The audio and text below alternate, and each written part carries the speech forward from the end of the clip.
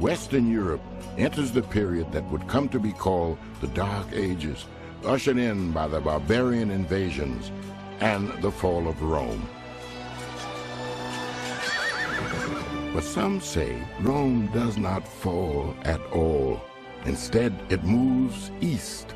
There, among the spires and domes of Constantinople, a new and dazzling Christian empire is rising, Byzantium.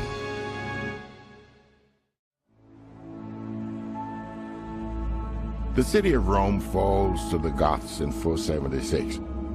But the city that falls is no longer the center of the empire. That distinction is shifted to the city consecrated by the Emperor Constantine in 330 as the New Rome, the city that bears his name, Constantinople. While the West declined and went into what's called the Dark Ages, Constantinople was a magnificent city. Art, culture, literature, commerce, politics, diplomacy, the military arts all flourished in the East. It's very important to realize that the eastern half of the Roman Empire did not fall at this time. It's only the West, the areas Adriatic Sea westward, Italy, Gaul, Iberia, that fell. The eastern half continues. However, from here on, historians no longer call this the East Roman Empire. They call it the Byzantine Empire. The Byzantine emperors have learned from Rome's mistakes. They construct walls so brilliantly engineered that they will remain unbreached for the next 1,000 years. Walls that still stand today in modern-day Istanbul, monument to the longest-lived empire in Europe's history, Byzantium. Despite the loss of the western provinces, the Byzantine Empire is still vast. It stretches from the Mediterranean Sea to the Danube River and boasts the most highly centralized government in the world. And Christianity is the mortar which holds together the building blocks of empire. Religion permeates every aspect of Byzantine life. State holidays are Christian holidays. Trade contracts are executed with the sign of the cross. Even the thoroughly Roman chariot races at the Hippodrome begin with the singing of hymns. This stable and unified marriage of church and state is about to come under attack from a force within. For if the church and state are one, then religious disagreements therefore become political disagreements. One universal Christian empire based on the one true faith, supported by the one universal Orthodox and Catholic Church. So this was the ideal. And if there was disunity among Christians, if errors prevailed within the Church, from the emperor's point of view, that would damage the stability, the welfare of the whole empire.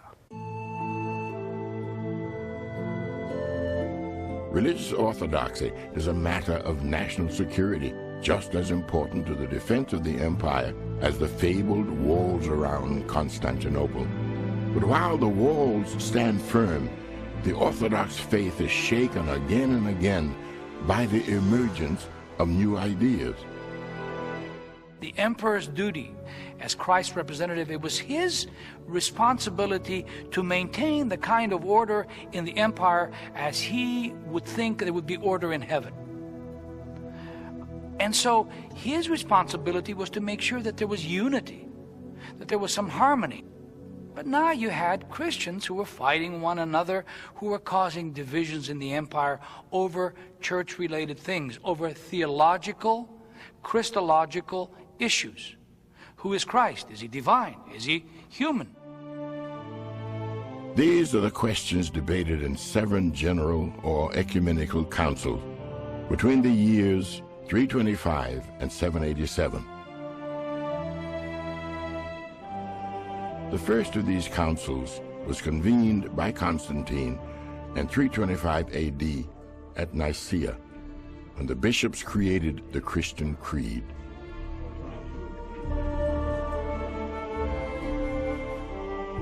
The emperor summons bishops to respond to a question of faith and theology, to determine whether or not a belief should be considered a heresy. This was true at Nicaea and would be at all subsequent councils.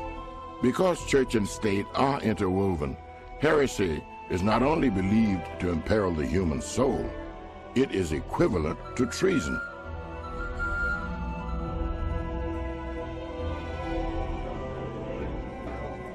So important are these councils that the debate spills out into the street.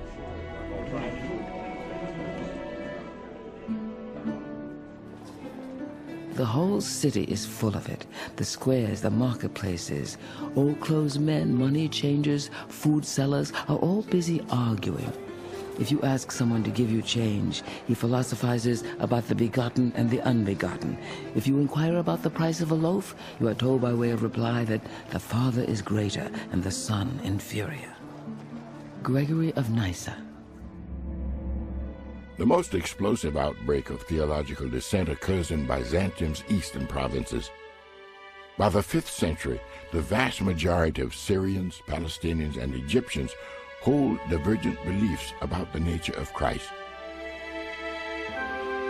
Their opponents call them believers in a single nature, or monophysites. For the monophysites, Christ is fully human and he's fully divine, but his whole nature is divine. For the Orthodox, who are against the monophysites, they're saying, well, if you say that, you are really, in effect, subtracting, although you're not saying so, you're subtracting from the humanity of Christ. We have to have Christ being equally human and equally divine. The monophysites are trying to push it in the direction of Christ being entirely divine. And that's the source of the problem between them. In the year 451, the Emperor Marcian calls the Fourth Ecumenical Council to grapple with the monophysite question. Held in the city of Chalcedon, the council sessions are long and bitter. The issue at the Council of Chalcedon is the nature of Christ. It's absolutely essential to get that right, because that is the center of Christianity. Ultimately, the council reaffirms the Orthodox Creed, articulated a century earlier at the First Council of Nicaea. We all with one voice teach men to confess that the Son and our Lord Jesus Christ is one and the same, that he is perfect in Godhead and perfect in manhood, truly God and truly man. Decree of the Council of Chalcedon. Monophysite writings and bishops are condemned, but the bishops of the eastern provinces stand firm in their beliefs.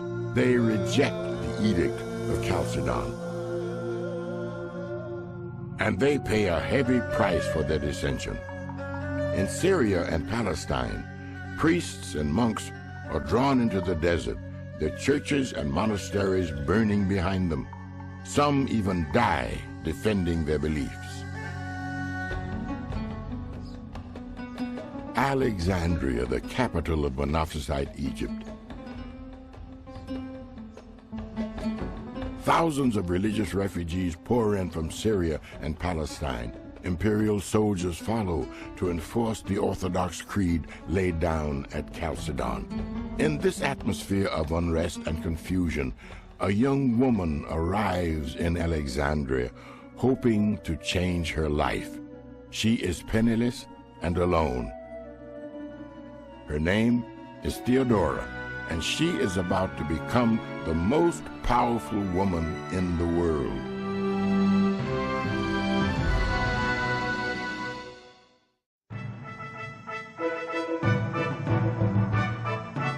Constantinople's most popular entertainment, the spectacle of the Hippodrome. Everyone is in attendance, even the priests. a secret passageway connects the imperial palace to the stadium.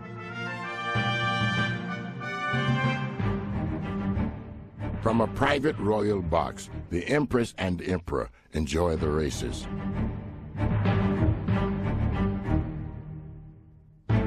They have in readiness 2 big chariots embellished with gold.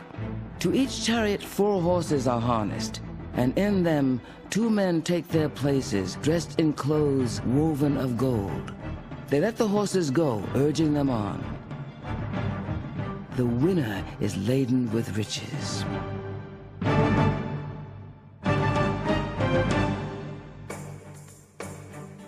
This is where Theodora grows up, in the circus-like atmosphere of the Hippodrome. Her mother is an acrobat. Her father, a bear handler.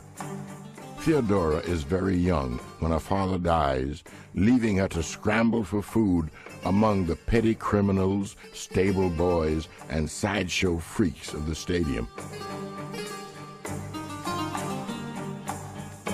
According to the 6th century historian Procopius, Theodora follows her older sister onto the border stage of the era. There, she becomes infamous for her erotic parodies of Roman myths, an unusual beginning for someone on the threshold of destiny. Like most other actresses of the day, Theodora may be supplementing her income with prostitution. At age 20, Theodora becomes the mistress of a provincial governor. She travels with him to Africa, where he abandons her.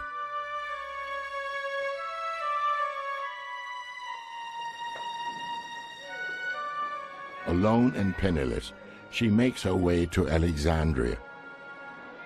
As with so many great leaders of the church, she is about to undergo a radical transformation of the spirit. Whatever records we have through Procopius and others, the idea that something happened to this beautiful, I understand she was red-haired, a beauty, magnificent-looking woman. Something happened to her in Alexandria where she had a spiritual experience of some kind of transforming conversion experience. Theodora's transformation comes at the feet of Timothy, the revered Monophysite patriarch of Alexandria. For the rest of her life, she will refer to him as her spiritual father. She will also emerge as a formidable champion of Timothy's persecuted church.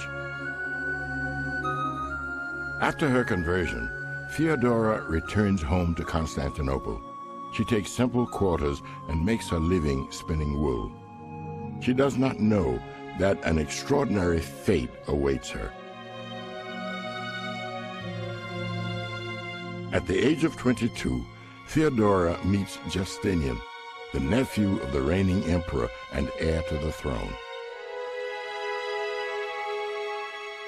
No one knows just how the immortal couple met, but meet they did.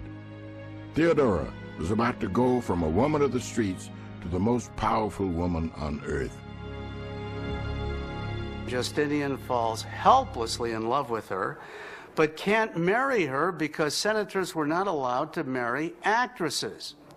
And so, before he became emperor, Justinian got his uncle, who was emperor at the time, to have the law rescinded. And now senators could marry actresses, and he married Theodora. In 527 A.D., in the Hagia Sophia, Christianity's greatest church, the two are crowned Emperor and Empress of Byzantium. As the elaborate religious ceremony ends, trumpets and heralds announce the royal couple to the cheering throngs outside the church. Bedecked in jewels and purple robes, the royal couple are drawn through the streets in a golden coach, their destination, the Hippodrome. Appearing in the royal box, Justinian steps forward to bless the crowd. He makes the sign of the cross with one hand and holds Theodora's hand with the other. As the crowd roars its approval, Theodora looks down on the place where she grew up in poverty. I think Theodora was probably surprised more than anyone else to see herself in this situation. She rose from the life of prostitution to a life of repentance and now sitting on the imperial throne. But she had felt that she had been put there in order to fulfill God's purpose.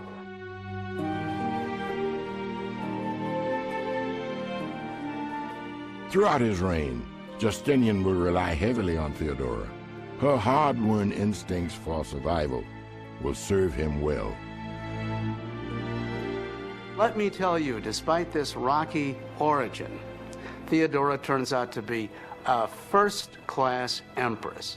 Today, I would compare her to Eva Peron in terms of being the power behind the throne. Theodora is now in a position to help the Monophysites, whose kindness she has never forgotten. Under the protection of the Empress, Monophysite fortunes improve dramatically. Exiled bishops come back to their churches, where they are cheered as returning heroes. Theodora maneuvers to advance Monophysite bishops to positions of power in the church.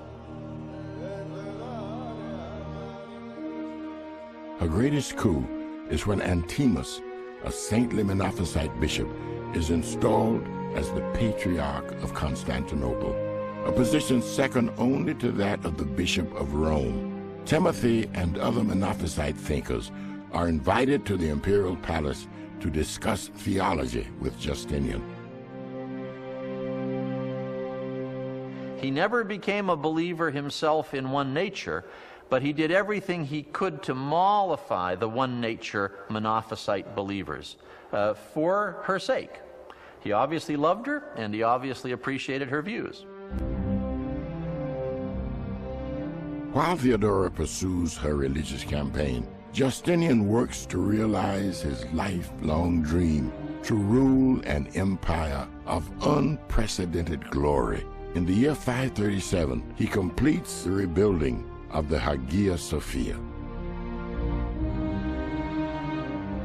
Striding under the great dome which seems to float in midair, Justinian sees himself as heir to the biblical king who built the glorious first temple of Jerusalem. Raising his arms to heaven, the emperor announces, "Solomon, Solomon, I have outdone thee."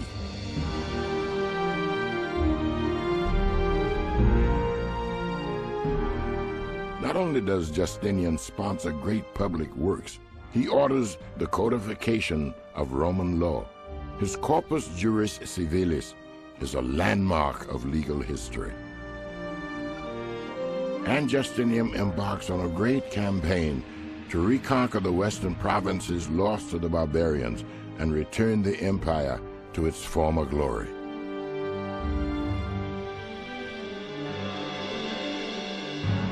Despite ongoing wars with Persia on his eastern border, Justinian marches his armies west. They achieve breathtaking success, reconquering Africa, then crossing the Mediterranean to take Spain. By 540, the Byzantine army has entered Ravenna, the Western Empire's capital in exile. Justinian has fulfilled his imperial dreams. He now turns his attention to the deepening divide in the church. At issue is the same question that divided the Council of Chalcedon, a raging debate on the divine nature of Christ. Justinian attempts to assert his political power to reunite the Orthodox and the Monophysites. In 533, Justinian calls the Fifth Ecumenical Council. He informs the gathered bishops that he expects them to resolve their differences, but this reconciliation is not to be. The Orthodox faction prevails, and the Fifth Council reaffirms the Edict of Chalcedon to the dismay of both the Monophysites and Justinian himself.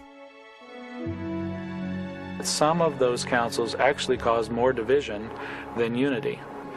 In hindsight, as we scholars look back on this period, we understand now that there was more terminological difference than there was actual substantive differences between the two churches. In the aftermath, the Bishop of Rome makes a rare visit to Constantinople. He reminds Justinian of the emperor's responsibility to uphold the Orthodox faith. The Pope tells the emperor, look, you must abide by the teachings of the Council of Chalcedon, which was an ecumenical council, everybody agrees on it. You can't go off and start making concessions to the Monophysites. You have to toe the line. Even with all of their power, Justinian and Theodora are not able to unite the church. On June 28, 548, Theodora dies of cancer. Justinian reigns alone until his death in 565. He would never recover from the loss of his beloved Theodora. Without Theodora's imperial influence, the Monophysites once again suffer persecution, and without Justinian's strong leadership, the western provinces slowly slip back under barbarian control. As the West falls back under the sway of barbarian tribes, something new rises in the East. It is a religious movement so militant and so powerful that it will overrun many of the major centers of Christianity. In fact, this new religion, called Islam or submission, will even seize control of the land where Christianity itself first began.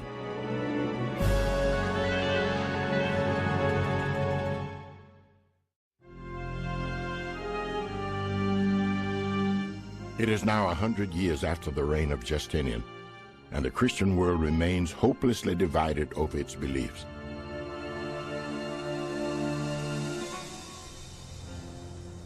The year is 610 AD, 800 miles south of the Byzantine frontier. In the middle of the Arabian desert, outside the Christian Empire, a piercingly simple cry is heard. A cry that will change Christianity forever. La ilaha illa Allah.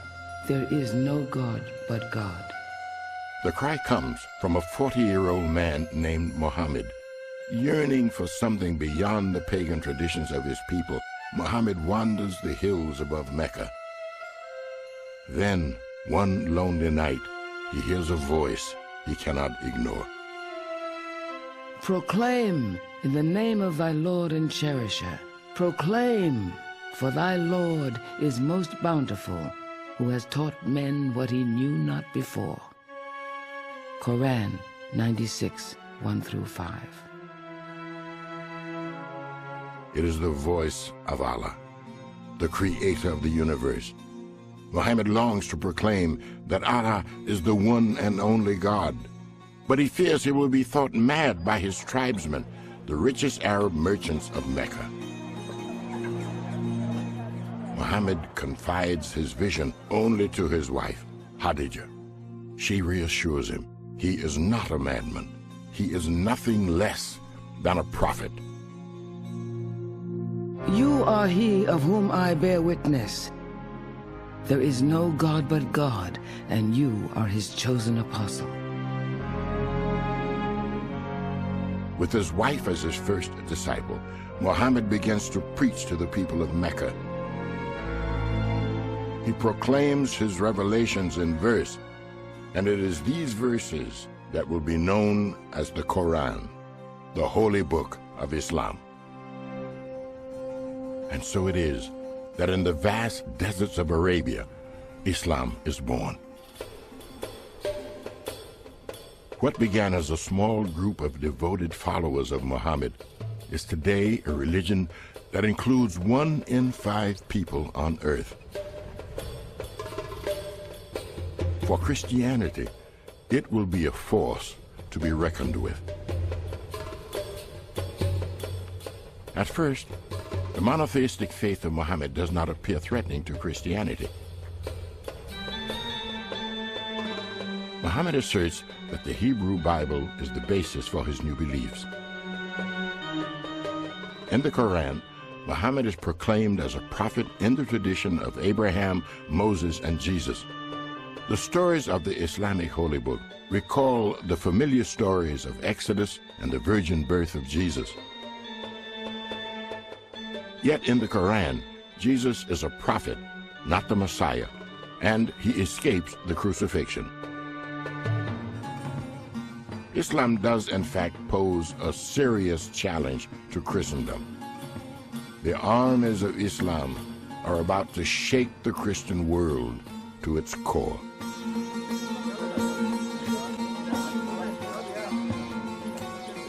The story begins in the year 622. Persecuted by his own tribesmen, Muhammad and his followers are forced to flee from Mecca to the nearby city of Medina. This transforming journey, known as the Hijra, is so central to Muslim history that it marks the beginning of the Islamic calendar. Within 10 years of the Hijra, Muhammad converts most of the Bedouin tribes of Arabia by the sword.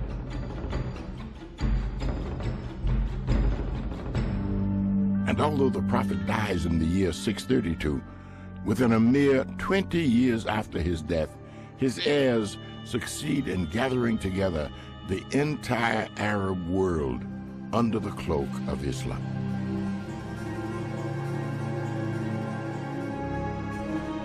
Byzantium fails to take note of the Arabian giant rising from the sands of the desert. Islam is one of the most important events in the history of Christianity because what the Muslims do is conquer the economically richest areas and geographically richest areas of Christianity. They conquered the centers of Christian learning. Only Constantinople and Rome are left. So it really is a frontal assault on Christianity. The Islamic assault is actually seen as liberation by many of the Christian communities of Arabia.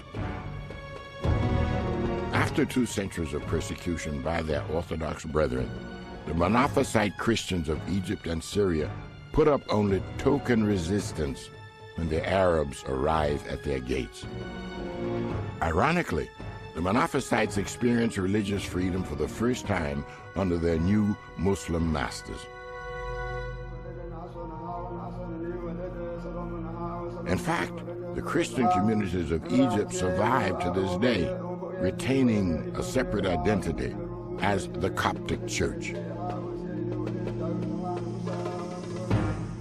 As the Islamic conquests sweep over North Africa, the Middle East, and Asia Minor, the Byzantine Empire seems helpless to stop their onslaught. As he watches his dominions fall away, the newly crowned emperor, Leo VI, searches for answers. He seizes upon the notion that his imperial misfortunes are due not to strategic problems, but to spiritual deviation. The emperor comes to believe that the Islamic conquest is God's retribution for the blasphemous worship of icons, images of Jesus, Mary, and the other saints. The icons have long been staples of Byzantine religious life. But now the emperor convinces himself that the worshiper before an icon is actually bowing to wood and paint and is therefore guilty of the sin of idolatry.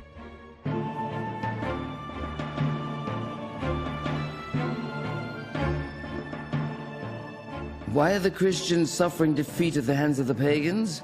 It seems to me it is because the icons are worshipped and nothing else. And for this reason, I intend to destroy them. Leo VI. Why should this have happened in a society where veneration of icons was at the center of liturgical practice? First of all, there's the influence of Islam, and the Muslims have a very strong prohibition against icons. The iconoclasts sort of are reminded by the Muslims of the Old Testament prohibition against images. So they're saying, well, wait a minute, if Christ really is God, as we believe, and you're making this picture of Christ, aren't you violating the commandment not to make an image of God? Leo outlaws the worship of icons. He sends troops to destroy them in churches throughout the empire. The reaction within the Christian community is swift and passionate. Some of the faithful even die as martyrs to protect their beloved icons. Like earlier theological crises, the controversy over icons is finally resolved in an ecumenical council held in 787. The Seventh Ecumenical Council said it is possible to make an icon of Christ because he had a real human soul and a real human body. It is one of the characteristics of being human that we can be portrayed and depicted. While the council officially resolves the theological debate over icons, it also demonstrates a widening division between East and West. For the Western Church and the Pope have made enemies in their acrimonious defense of icons. And this division will become a geographical fact as the ever-advancing armies of Islam drive a wedge between East and West. The two halves of the Christian world will be permanently cut off from one another. The spread of Islamic conquest will be halted only at the gateway to what is now France. In 732 AD, at the Battle of Poitiers, the Frankish king Charles Martel will stop the onslaught and drive the Arab armies back to the Pyrenees. In doing so, Charles sets the stage for a new Christian empire in the West, to be ruled by his grandson. Like Constantine and Justinian before him, this leader will be hailed as emperor, but with a new addition to the title, the Holy Roman Emperor. History will remember him as Charles the Great, Charlemagne. In Charlemagne's hands will lie the future of Christianity, whether it will thrive again or fall forever under the cloak of Islam.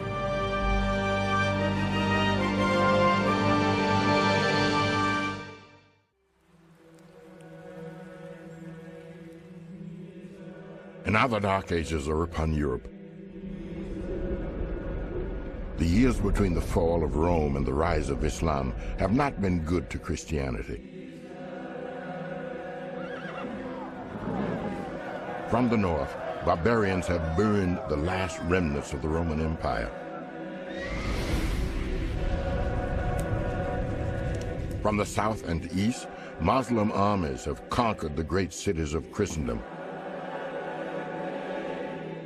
And from within, feuds have torn apart anything resembling church unity.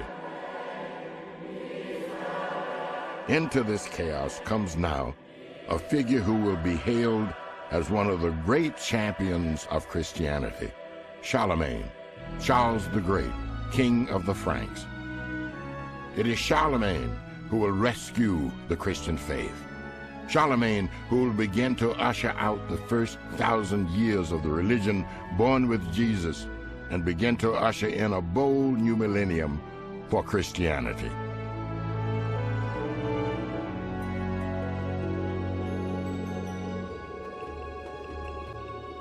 The year is 799. A small band of frightened men makes its way over treacherous alpine passes. Among them is Pope Leo III, and his enemies are close behind him.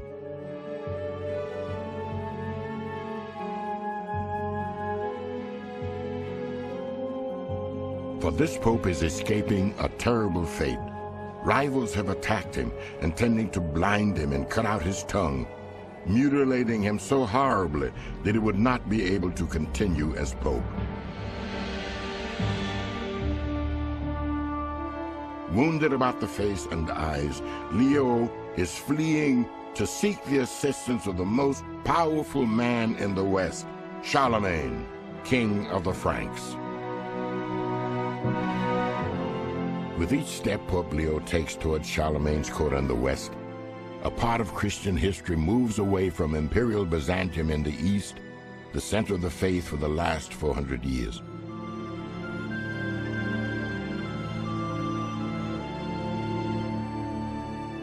Not only will Leo's appeal to Charlemagne change the fate of Christianity, it will change the face of Europe itself.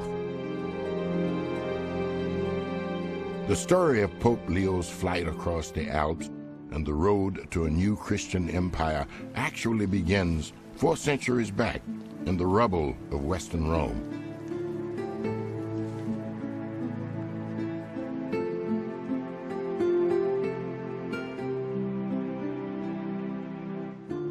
When Rome fell 400 years earlier, so did its political institutions, and as the state fell, the church began to rise.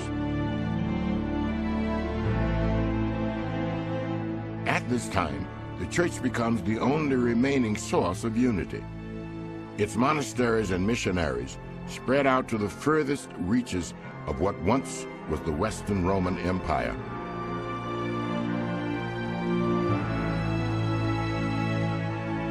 And now, too, the power of the Pope, then known as the Bishop of Rome, begins to expand.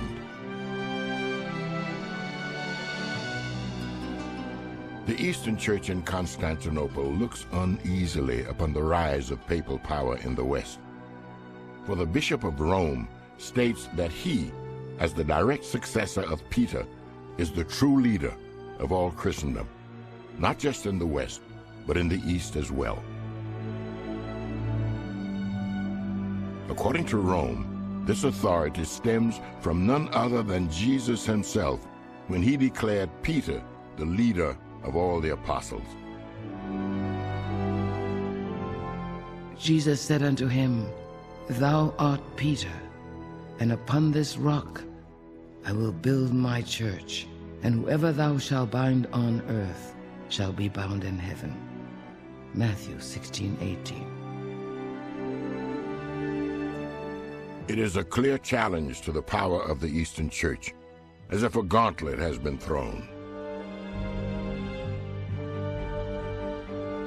What's happening is that the Pope in Rome is seeking autonomy and emancipation, political emancipation from the Emperor of Constantinople, the Byzantine Emperor.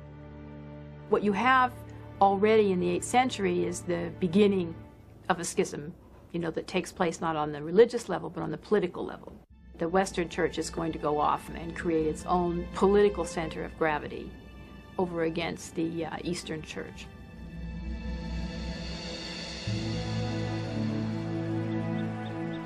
But power has its price. Now that the papal treasury is bulging with the monies of Western Christendom, the chair of St. Peter has become a coveted and viciously contested prize.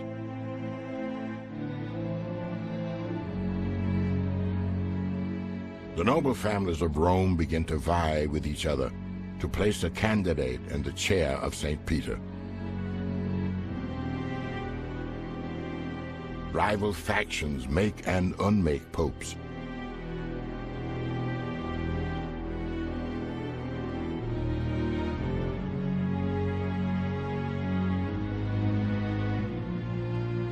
At times, there are even 2 men who claim the title of pope. Popes are arrested and tortured by political enemies. One pope is even dug up from his grave by his successor, so that his corpse can be propped up to stand trial for his alleged crimes.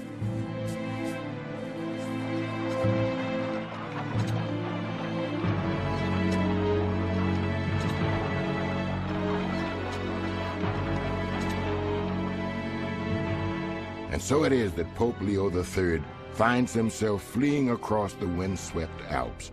He has narrowly escaped mutilation and now desperately makes for sanctuary with a king called Charlemagne.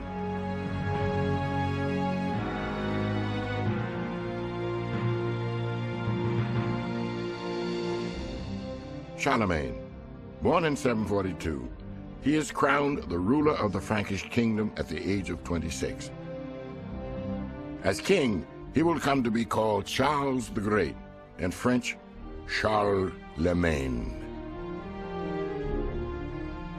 The 26-year-old Charlemagne inherits a vast domain, stretching from Marseille to Cologne. But he will not rest on his inheritance, for this is a complex man, a strong believer in moderation and family values. And yet he is so possessive of his daughters, he never lets them marry. A fierce warrior who is driven by power and the devout Christian faith. What helps earn the young king the title of Charles the Great is that his military campaigns include not only the conquest of territory, but a spreading of the faith. It is to this man, this king, that Pope Leo III comes seeking sanctuary and finds it.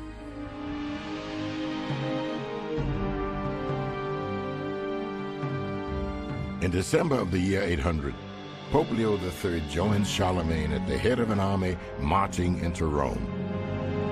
For Leo, it is a triumphant return, as Charlemagne settles the charges against him and restores him to his rightful place as Pope.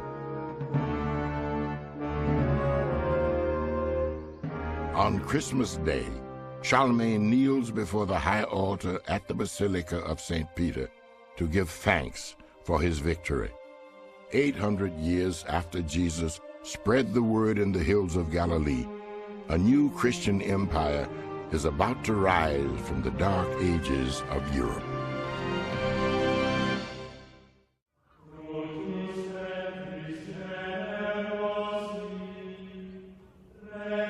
It is Christmas Day in Rome in the year 800. A Latin chant echoes in the vaults of St. Peter's Cathedral, calling in a new era.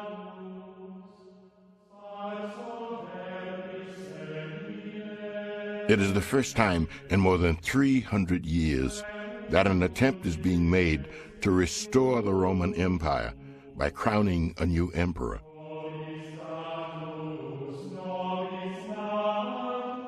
Carollo Piissimo Augusto Adeo Coronato, crowned by God, mighty and pacific emperor, to him be life and victory.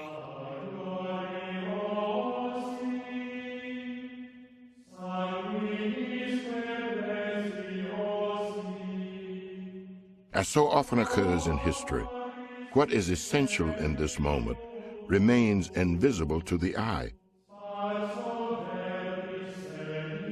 Pope Leo, who is crowning the new emperor, fled from this city barely 1 year earlier to seek the protection of the very man he is now crowning, Charlemagne.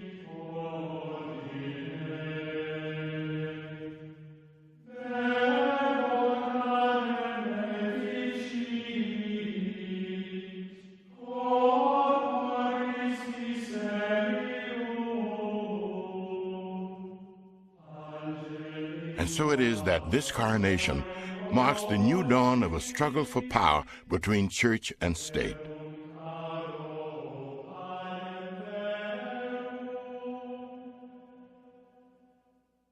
You see, Charlemagne may have wanted to be crowned emperor, but he may not have wanted the Pope to do it.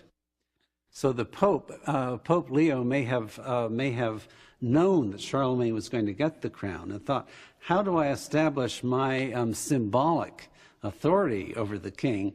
I'll go in and crown him before he's expecting it, and that way it's clear that I have placed the crown upon his head. However, in Charlemagne's mind, it is he who has ultimate authority of church and state. And so, an uneasy alliance is born between Pope Leo and Charlemagne, which masks a struggle for power between church and state. It is a struggle that will continue through the first millennium of Christianity and beyond.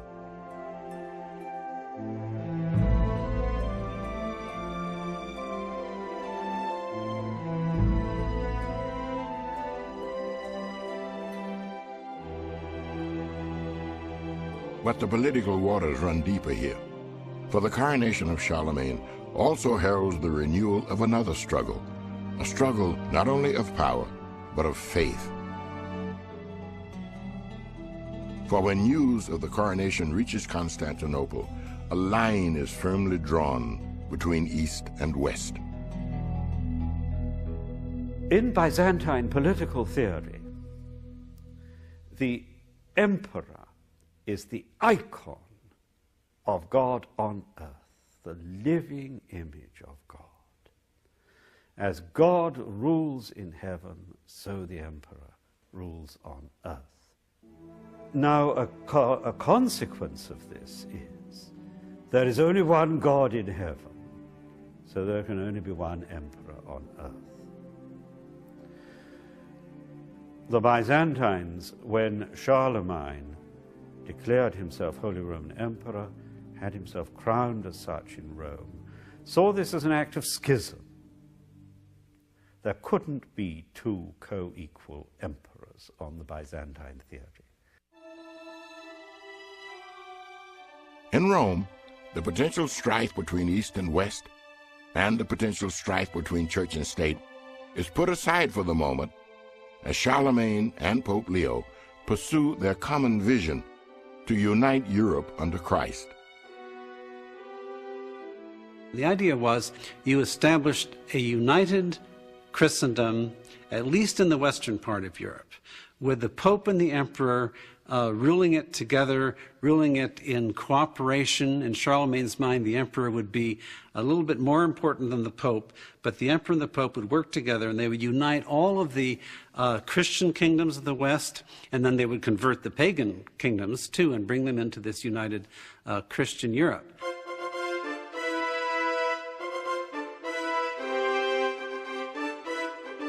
Charlemagne's campaign to unite Europe in the name of Christ sweeps across Europe, then hits a stumbling block in northwestern Germany. This is the land of the pagan Saxons. When Charlemagne defeats them and moves on, the Saxons murder the Christian missionaries left behind. And so it goes, year after year. Rallied by their leader Widikun, the German Saxons remain with their paganism in defiance of Charlemagne. Charlemagne now employs a scorched earth policy to break the Saxons of their pagan ways.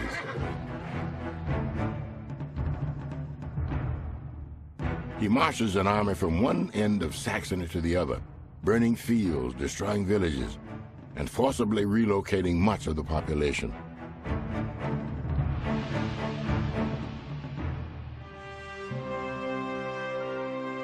Charlemagne's campaign proves persuasive. The surviving Saxons undergo mass conversion to the religion of their conquerors.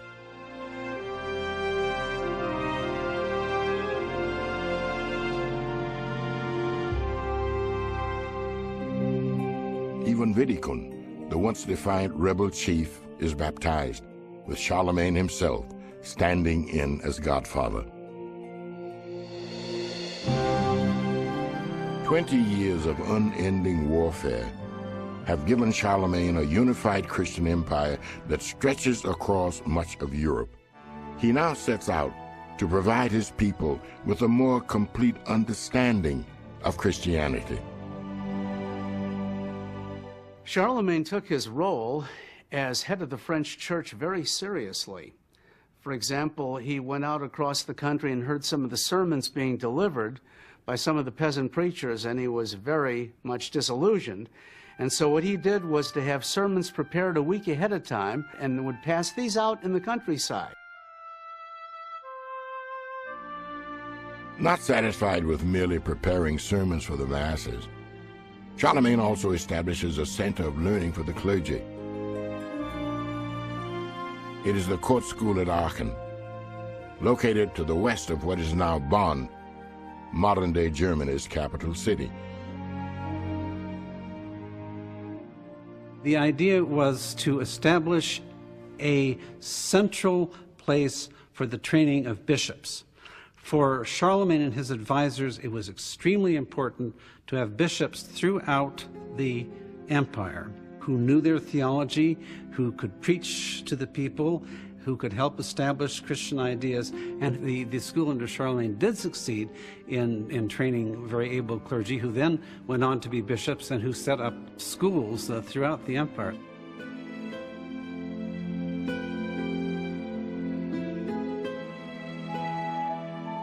Oddly enough, Charlemagne himself is lacking in a thorough formal education. And yet this highly religious warrior emperor manages to launch a renaissance that bears his name, the Carolingian Renaissance.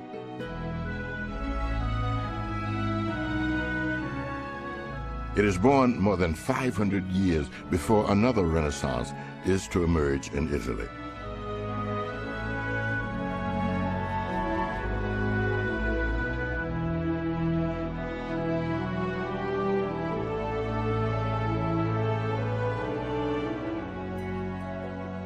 The court school is led by a monk who inherits centuries of Irish monastic learning.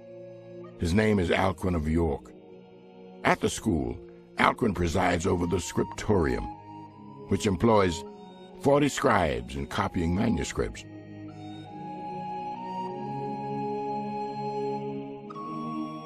So successful is this scriptorium that 90% of the literary works from antiquity which we have today come to us from the manuscripts produced here in this school, begun by Charlemagne. But life, like glory, is fleeting, and even emperors do not live forever. Strong succession is needed, but not always provided for by powerful men. In the year 813, the 70-year-old Charlemagne appoints Louis, his only surviving son, and not a powerful personality in his own right, as his co-emperor.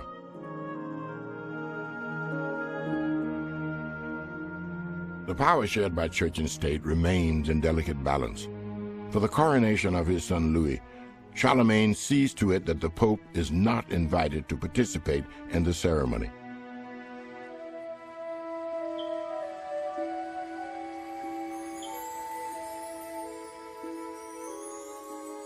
Despite his declining health, Charlemagne spends the winter hunting, but on January 28th of 814, the old man loses his final battle.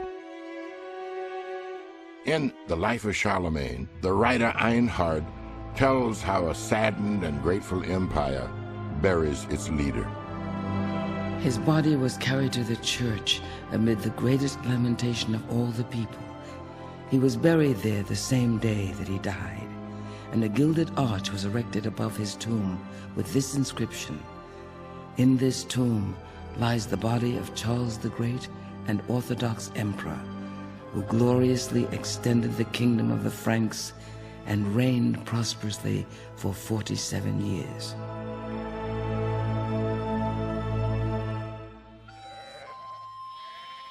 Perhaps Charlemagne's greatest triumph is that he has kept Europe intact and in peace for most of his lifetime.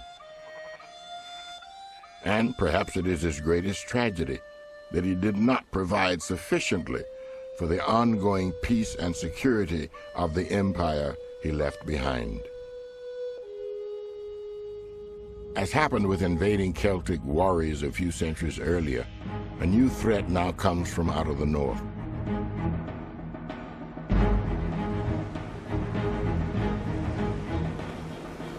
This time, amid the gilded dragon tails of approaching Viking ships, the united Christian empire that Charlemagne has just left behind to an ill-prepared son and his government is already attracting predators.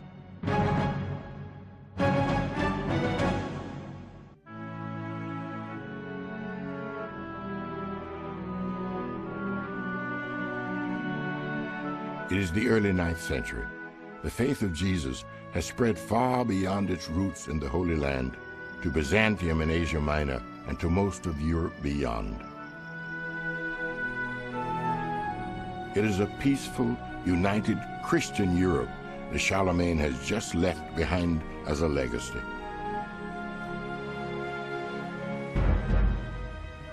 In the uneasy human family, peace is often a thin cloak which hides the apparition of war.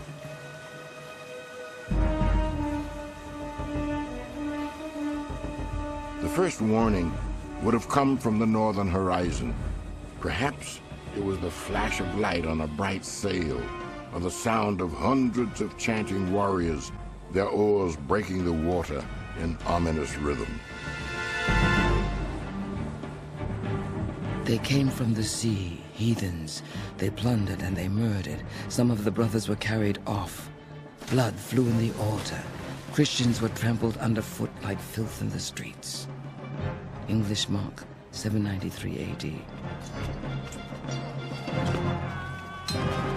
Their longboats are first spotted off the coast of Ireland in the late 8th century. They are lethal warriors called Vikings, a pagan people from what is now called Scandinavia. War with the Vikings is war by terror. For the Vikings do not fight as ordinary armies, but with sudden strikes, isolated raids by separate bands. And it is not just people they destroy, but cultures too. The first land in their way is the Scottish island of Iona, where the Vikings lay waste to the site of the country's first Christian monastery. The chronicles are full of the slaughter that the Vikings make and the attacks on monasteries. Enemy. So when the Vikings come, they're just ripe for the picking. The scholarship of Celtic Christianity. The Vikings single out churches for attack because they are often the wealthiest and least defended locations. Like the plagues that descend upon Europe from time to time, the Vikings come on inexorably. Their shallow-hulled longboats take them up the rivers of Europe and deep into Charlemagne's Holy Roman Empire.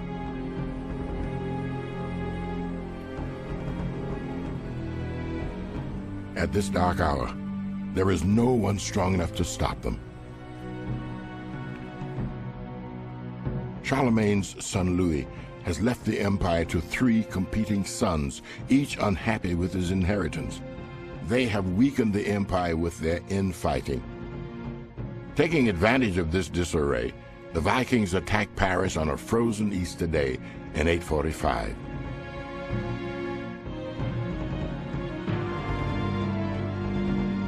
They raided, laid waste, and met no resistance. Christians were struck down without mercy outside the monastery at Saint-Denis. The church of Saint-Germain was plundered. When they went, they took many Christians as prisoners. God save us from the wild Norsemen who ravage our kingdom. Christian Chronicler, 845 AD. Viking ships make their way around Spain and into the Mediterranean, attacking Cordoba, Pisa, and Milan.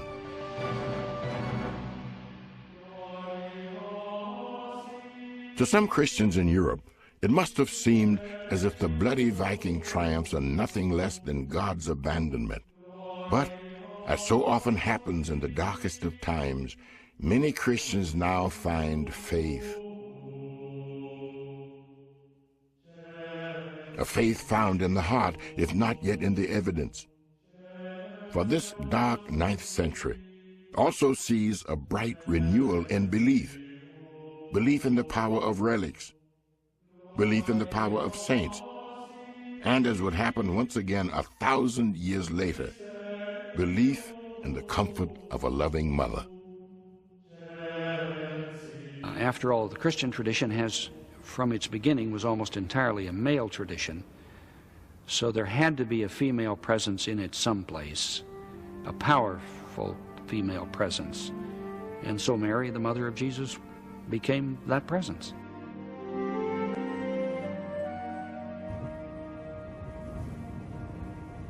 But even mothers cannot always protect their children. And just as it seems that a Europe invaded by Vikings can get no darker, a new enemy thunders out of the steppes of Asia, a tribe of horsemen called the Magyar.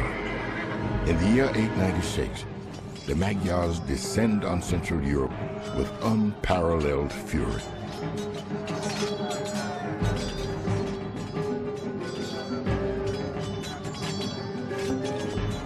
The Magyars, thirsting for murder and eager for the fray, fell upon the Christians while they were still yawning with sleep.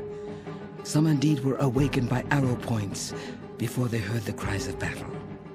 German Bishop, 907 AD. The pagan Magyars seemed disdainful of Christianity.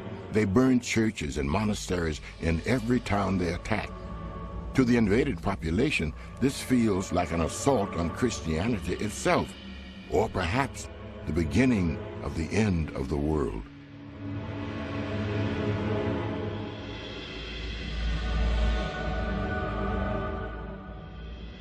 See and know and understand this. The end of this world is very near. Many calamities have appeared, and men's crimes and woes are greatly multiplied.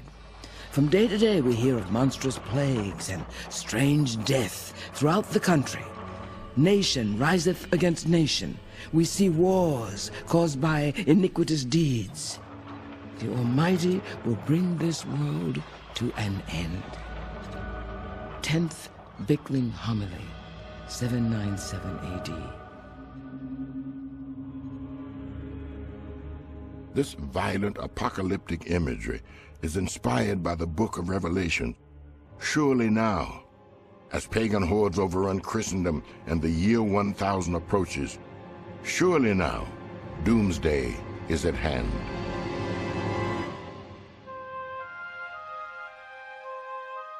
Some scholars believe that few in the population share in this feeling of impending doom. Perhaps because the people of mostly peasant rural Europe did not know that they were approaching the end of a millennium. There was really no widespread understanding that we were approaching the year 1000 because calendars differed all over Europe, and the greater part of the population would really have not known what year they were living in. Whatever the people of Europe may have believed, their reality is indisputable.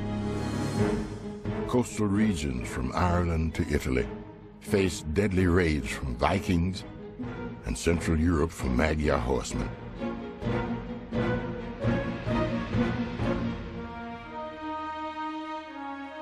The Pope in Rome holds little power, and the Emperor in Constantinople is but a figurehead.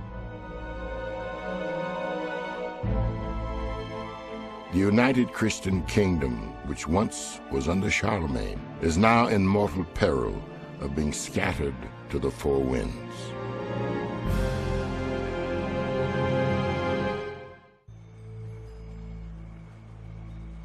The waning hours of August 10th, 955 AD, Lechfeld, south of the river Danube in Central Europe. 25,000 Christian Frankish soldiers searched their hearts for courage in the vanishing light.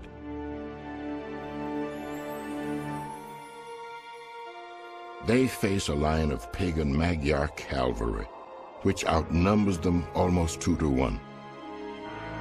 To the Franks, the Magyars must seem like the very horsemen of the apocalypse.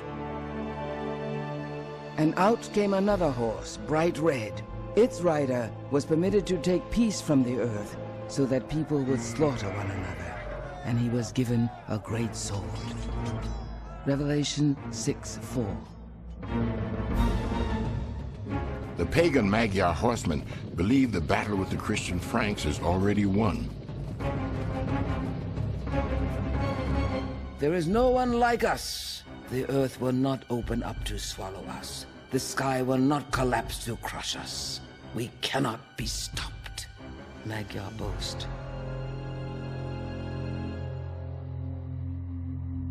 Otto, king of the outnumbered Franks, is a descendant of the warlords conquered by Charlemagne and converted to Christianity. The 40,000 Magyar warriors before him are the final obstacle to Otto's dream of a reunited Holy Roman Empire. And Otto is not afraid, for in his hands he holds a lance studded with a nail from the cross on which Christ died. He tells his men this holy lance assures them of victory. We are outnumbered, I know, but not in bravery. What is our great solace? Our enemy is stripped of the help of God. For them there is boldness alone. For us there is divine protection.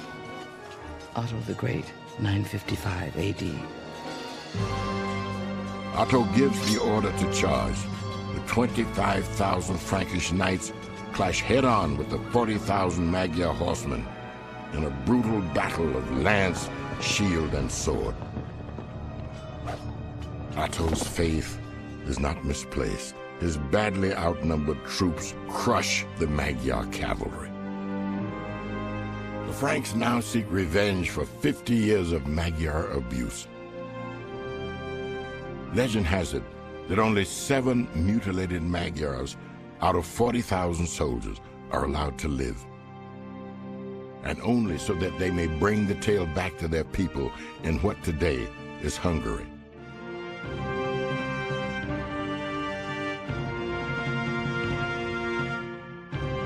Otto rides triumphant into Rome, just as Charlemagne did 2 generations before him. He kneels at the altar of St. Peter's Cathedral and is crowned by the Pope as the new Holy Roman Emperor, Otto the Great.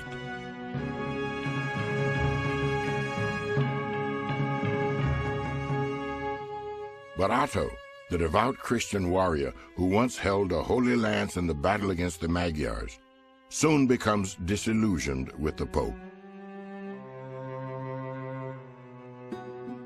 For this Pope, installed on the papal throne by his Roman family when he was 18, is John XII, a wild young man with a taste for women. In fact, it is said that female pilgrims are afraid to enter St. Peter's.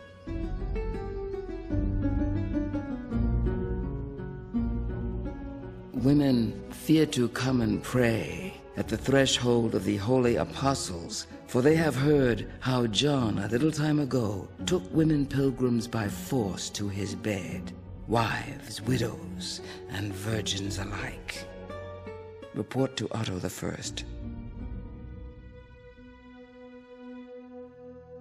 Pope John XII would die in the arms of one of his concubines and leave nothing but trouble behind. He took the money of St. Peter's and gave it to his illegitimate children.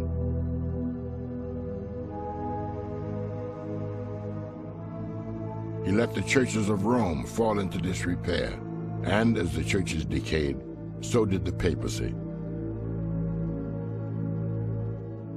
For John's successor would not be much better. This was the Roman Church in the 10th century. The state fares better than the church. Otto the Great dies in 974 and leaves the empire to his son, Otto II.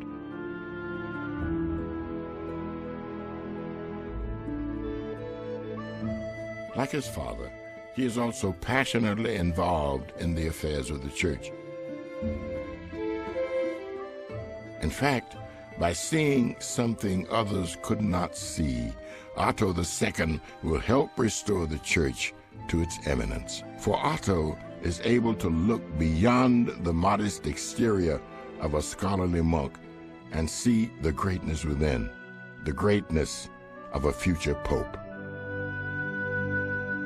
Thin and balding with a sculpted goatee, This modest monk, named Geber, is a small man, but beneath his smallness of size is a mind that comes along only once in a generation.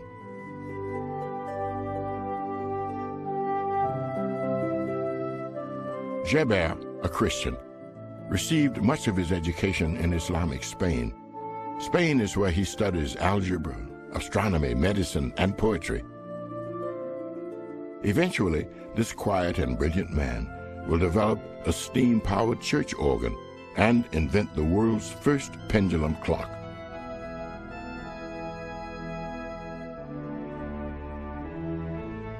In Rome, Otto II summons Geber to serve as tutor to his infant son, who is heir to the throne.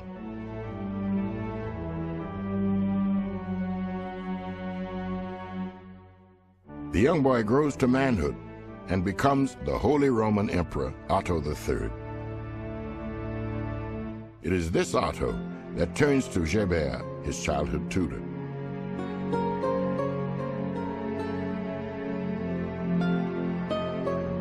In the year 999 AD, at the age of 58, Geber, the once shy and retiring monk, is made pope.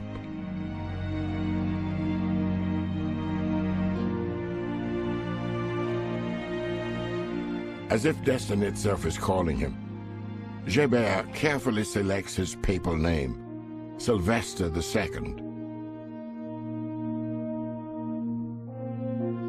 600 years earlier, in the 4th century, Pope Sylvester I, together with Constantine, had helped establish the model for the imperial church. Now, the second Sylvester, together with Emperor Otto III, will help restore the dignity and honor of the papacy and revive the one great dream of the Holy Roman Empire, a Europe united in Christ.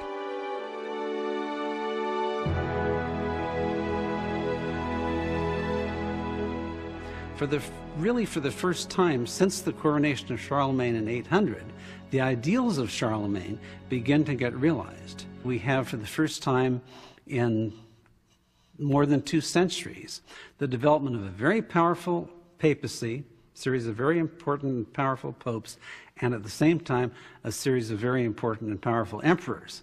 So now we have the possibility of putting that great Christian empire together. Under the guiding hand of Sylvester II, the last pagan countries of Europe are folded into the Christian empire.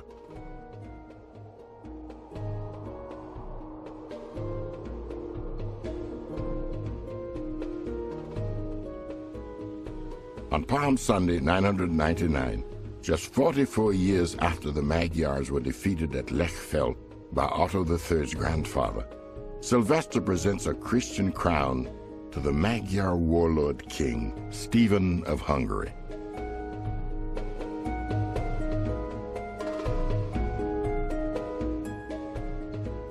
Poland soon follows, and suddenly, at the turn of the first millennium, it seems all of Europe turns Christian. By the year 1000, even the Vikings of Denmark, Norway, and Iceland come within the fold of the church.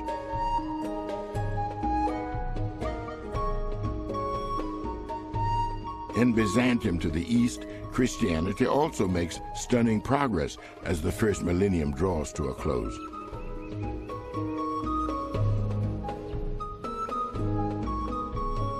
In the year 926, the Bulgarians convert under the authority of the Eastern Church.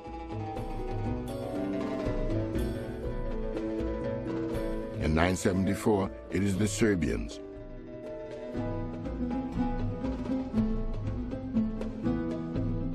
And in 988, Vladimir, the Prince of Kiev, is baptized. The entire Russian people are converted at the same time.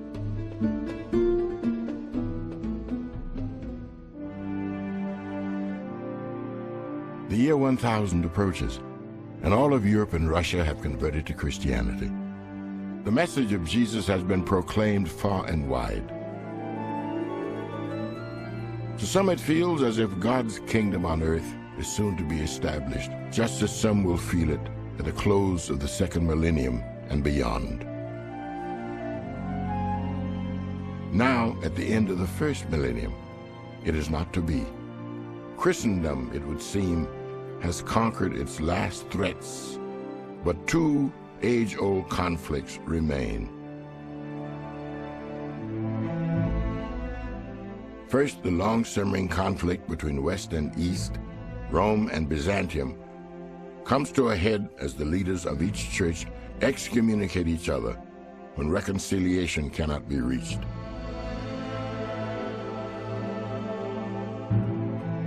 It is a split which remains to this day. The winds of power would also continue to affect Christianity. In 1077, a scene plays itself out in the snows of northern Italy at Canossa. A scene that echoes the struggles of the first millennium between church and state and foreshadows things yet to come. It is a standoff between Pope and Emperor, a standoff which takes place barely 250 years after another Pope fled for his life to the safety of the court of another emperor named Charlemagne.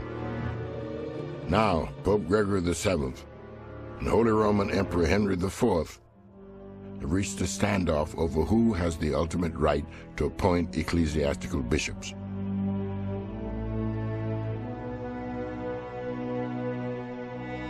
Pope Gregory makes a daring gamble. He excommunicates Henry, the most powerful monarch in the Western world, for interfering with the freedom of the church. Henry realizes that he is outdone.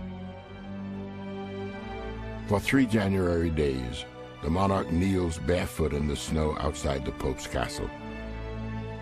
In the coarse woolen tunic of a repentant sinner, he begs forgiveness to save his immortal soul.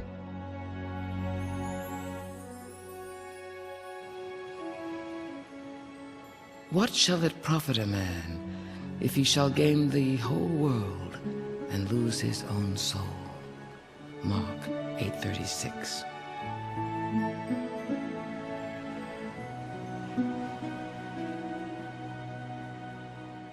When we speak of the church, especially the church, we're speaking of something that happened, something that's happening, and something that is about to happen. So there's a dynamism there, there's life. And through all of the marble and all of the glitter and all of the mosaics and all of the wonderful things that we still have today, the church is alive and Jesus Christ still reigns, and he ultimately is the head of the church. And so it was that the teachings of a long ago wandering preacher in Galilee would become the focal point for 1,000 years of ongoing struggles for power and ongoing struggles to find faith and meaning in a seemingly random world.